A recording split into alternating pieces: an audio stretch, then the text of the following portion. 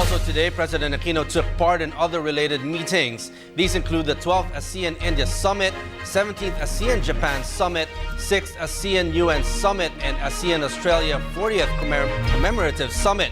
More details from Elena Luna.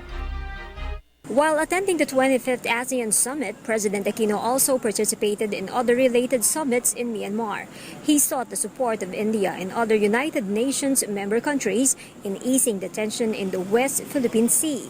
According to PCOO Secretary Sonny Coloma, President Aquino made the appeal during his intervention at the 12th ASEAN-India Summit. The chief executive cited the recently concluded Bay of Bengal maritime boundary arbitration between India and Bangladesh.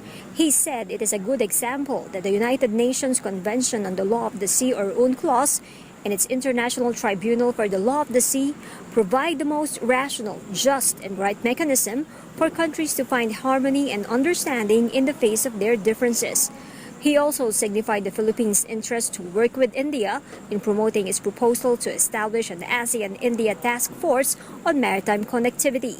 During the 17th ASEAN-Japan Summit, President Aquino expressed his appreciation of Japan's early support to the Philippines' approach to a peaceful and diplomatic resolution of disputes in the West Philippine Sea.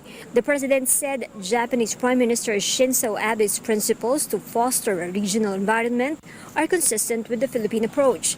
He reiterated that the filing of an arbitration case against China under the United Nations Convention on the Law of the Sea is an avenue for just, reasonable, and peaceful dispute resolution.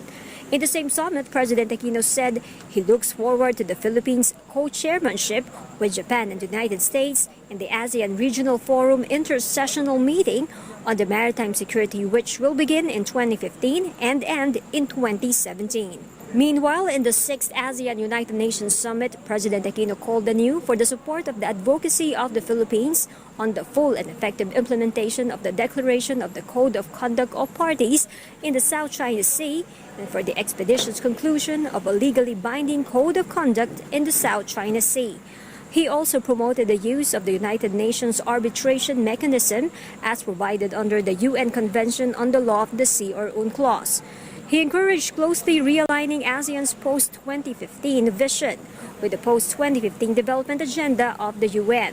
He cited the efforts of the UN on the Ebola virus disease and said the Philippines will continue to lend support to the World Health Organization's efforts to combat the disease.